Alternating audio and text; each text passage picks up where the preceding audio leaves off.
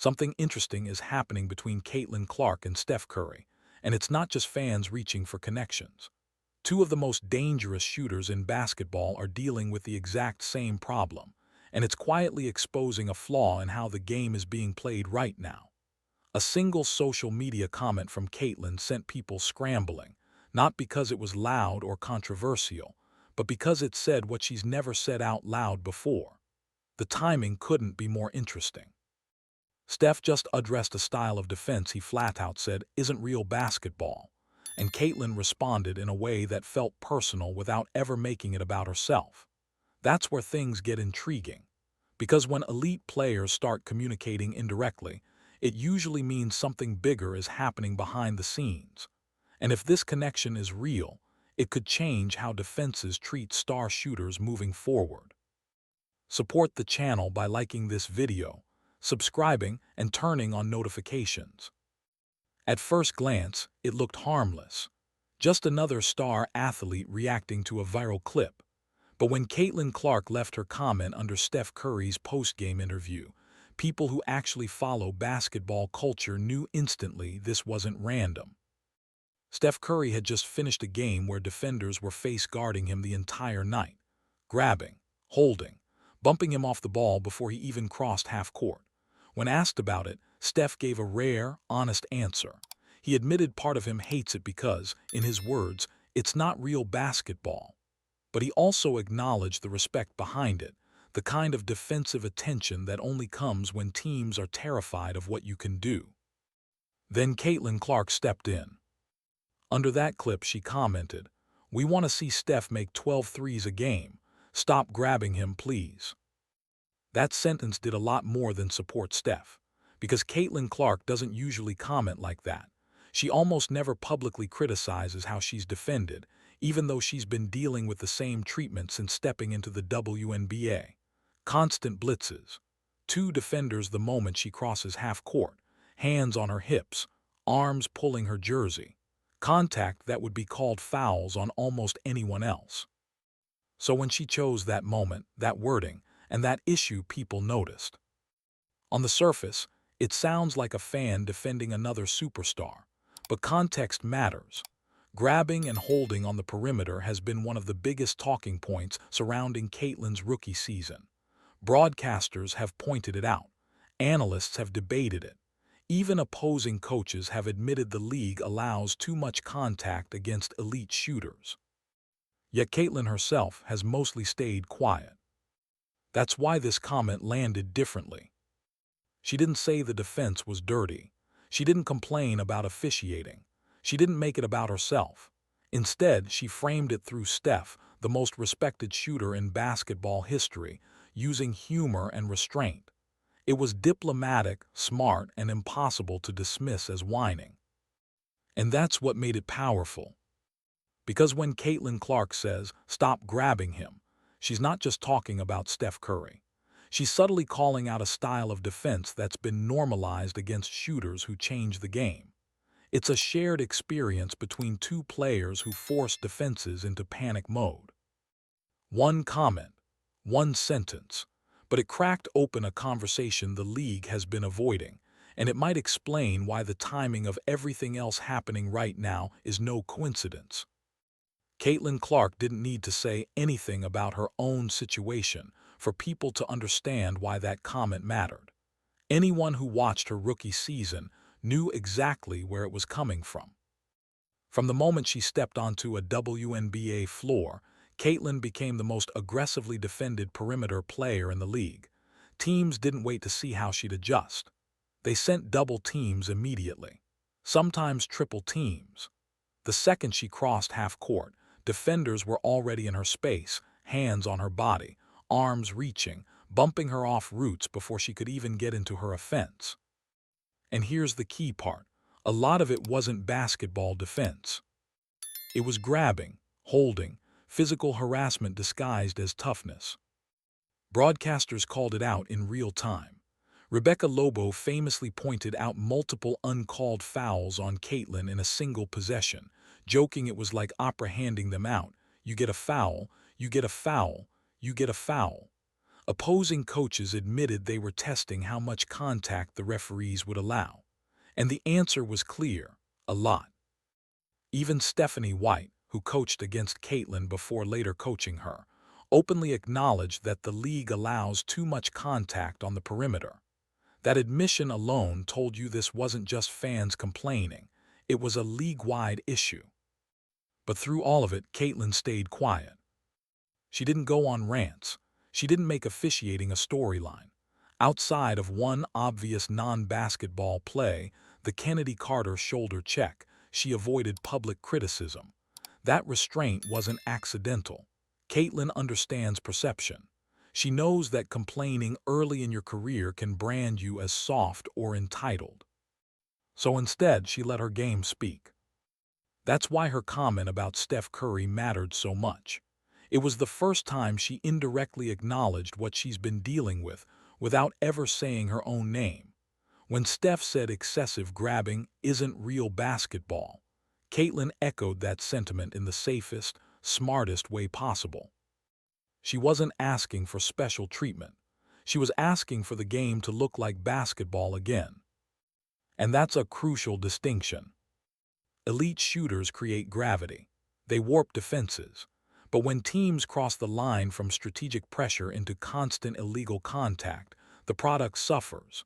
Fans don't tune in to watch stars get mugged off the ball. They tune in to watch impossible shots, deep threes, and offensive brilliance. Caitlin knows that better than anyone because her presence alone doubled attendance, shattered viewership records, and pulled new fans into the WNBA. Her shooting is the attraction, just like Steph's. So when she says, "We want to see Steph make 12 threes a game," she's really saying something bigger. Let greatness breathe. And that message sets the stage for why her growing connection to Steph Curry right now is more than coincidence. Once you notice it, you can't unsee it. The Caitlin Clark and Steph Curry connection didn't appear overnight, but recently, the breadcrumbs started lining up in a way that feels very intentional. It began with something subtle but symbolic: Steph Curry wearing Caitlin Clark's Nike shoes. That alone raised eyebrows.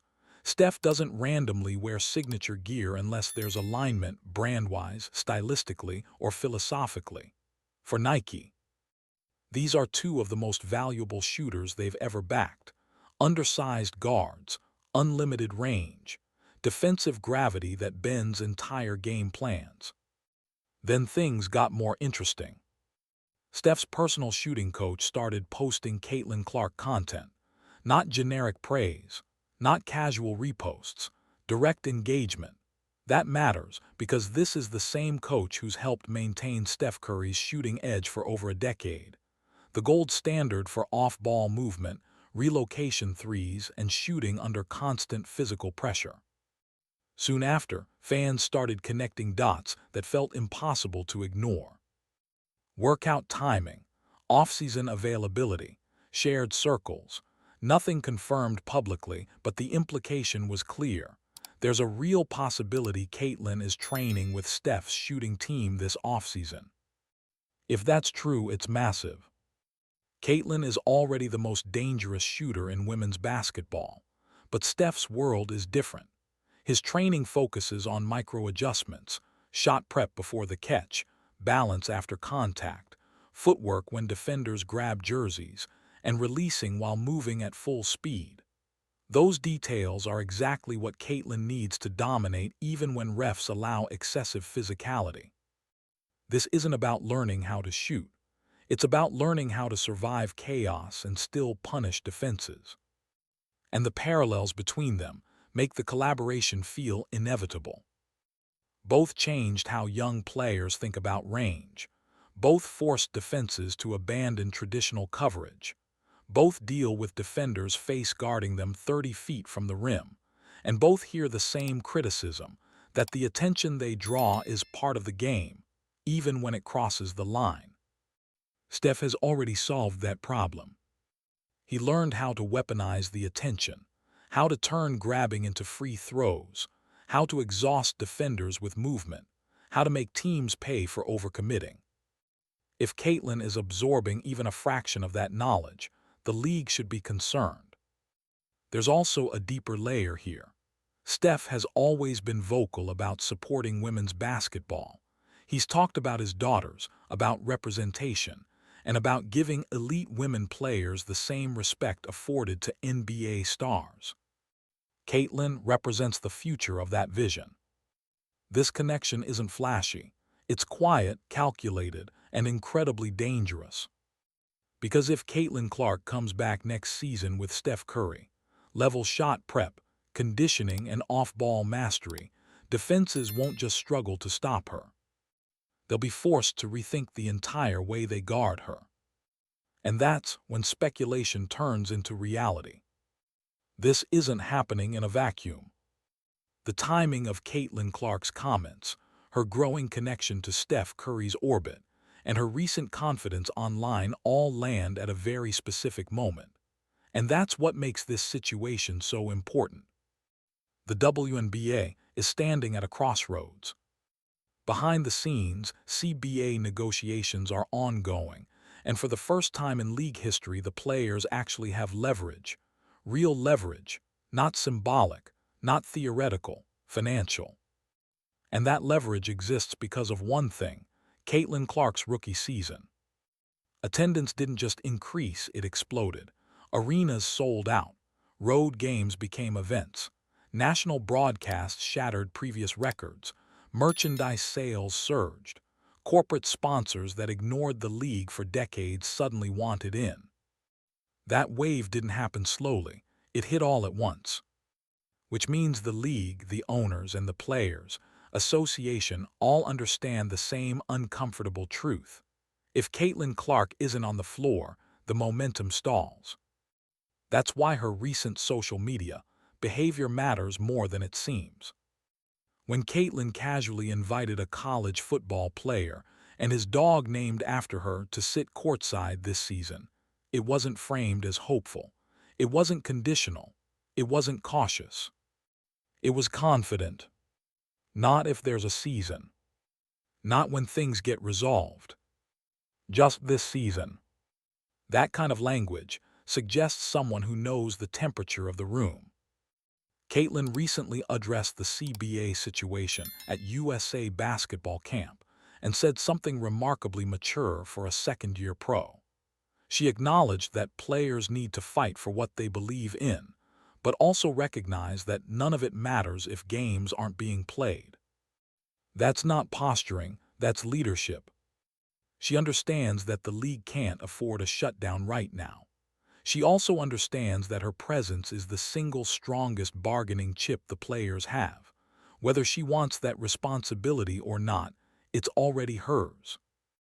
Now add the Steph Curry layer on top of that. Steph didn't reach superstardom by accident. He learned how to protect himself, adapt to officiating, and dominate within the system instead of constantly fighting it. Caitlin appears to be doing the same thing, choosing evolution over complaint. Instead of publicly attacking referees. Instead of criticizing the league. Instead of turning physicality into a headline. She's getting better. She's sharpening her weaponry. She's expanding her efficiency. She's learning how to punish defenses without asking for permission. That's the most dangerous version of any superstar. And from the league's perspective, this creates pressure. Because if Caitlin returns next season stronger, smarter, and even more unstoppable, while still being defended the same way, the conversation around officiating won't stay quiet. It will become unavoidable. The league will have to choose. Protect the product, or let it be dragged down by outdated ideas about toughness.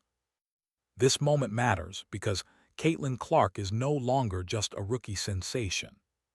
She's a power center, a financial engine, and increasingly, a voice that doesn't need to shout to be heard. One comment changed the tone of the conversation. It didn't come from a WNBA coach. It didn't come from a league executive. And it definitely didn't come from a critic. It came from Steph Curry. During a recent discussion, Curry made a simple observation about how defenders play him, and by extension, players like Caitlin Clark. He pointed out that defenders aren't just contesting shots, they're grabbing, holding, redirecting movement before the play even develops. And while he never mentioned Caitlin by name, fans immediately connected the dots, because the parallels are hard to ignore. Now here, where things get speculative and important to frame carefully. Some fans believe Caitlin Clark has been quietly working with, or at least learning from, elite shooting minds connected to the NBA's top shooters. There is no official confirmation of a formal coaching relationship with Steph Curry's personal trainer or shooting coach. But reports and fan speculation suggest she may be studying similar philosophies. Movement shooting, quick release mechanics, off-ball relocation, reading defenders before the catch. These aren't just shooting skills, they're survival tools. Because when defenders are allowed to clutch, bump, and crowd without consistent whistles, shooters have two options: complain or evolve. And Caitlin appears to be choosing evolution. If she's adapting principles used by players like Curry, it explains a lot. The deeper range, the faster trigger, the willingness to shoot off balance or off unconventional footwork. Those techniques aren't about flash. They're about beating contact before it happens. What raised eyebrows wasn't just Curry's comment, it was the timing. Fans noticed it came at a moment when Caitlin was taking more physical punishment than expected, especially off the ball. Screens turning into holds, cuts turning into shoves, defensive schemes bordering on wrestling. So when Curry said, in essence, "Just let him move," it felt less like commentary and more like a message. Not a complaint. A philosophy. Let skill breathe. Let movement exist. Let shooters shoot. Whether or not Caitlin has direct access to Curry's inner circle, the influence is visible. The style, the confidence, the refusal to be neutralized by force. And if that influence continues, it could change how defenders approach her entirely. But that still wasn't the biggest twist in this story. Because the real tension isn't about who she trains with. It's about how the league responds when her evolution makes the old tactics obsolete. Here, where things get uncomfortable. Because as Caitlin adjusts, evolves, and sharpens her game, the bigger question isn't about her anymore. It's about the league around her. So far, the response has been quiet. Fans have noticed that despite the attention, despite the ratings jump, despite the sold-out arenas, the officiating hasn't meaningfully shifted. Physical perimeter defense is still being rewarded. Grabs still go uncalled. Face guarding still crosses lines without consequence. And that's where frustration starts to build. Some fans believe the league is torn between two identities. One wants to protect skill and flow, leaning into offense and star power. The other still clings to the idea that excessive physicality equals toughness, even when it drags the product down. That tension shows up every night. When Caitlin gets hit off ball with no whistle, it's not just a missed call. It's a signal, a message about what's allowed. And when that keeps happening, defenders don't adjust, they double down. What's interesting is who has spoken up. Veterans coaches, broadcasters. Multiple voices around the league have acknowledged that perimeter contact has gone too far, not as an excuse, not as whining, but as a concern for watchability. Because fans aren't tuning in to watch stars get neutralized by wrestling tactics, they're tuning in for range, creativity, moments that make them lean forward.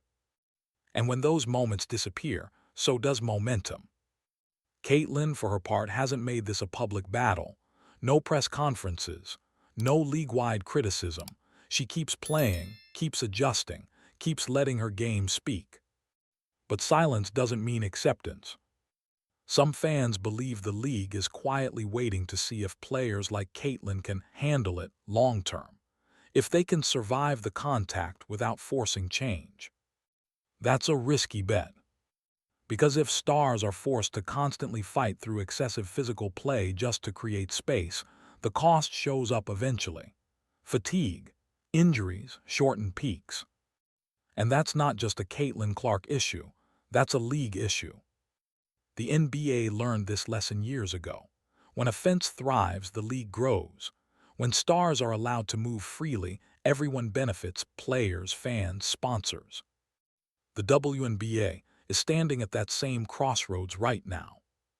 And what happens next won't be decided by one comment or one season.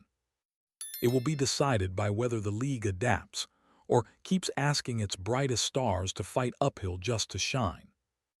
This is bigger than a comment, bigger than an off-season workout, bigger than one player.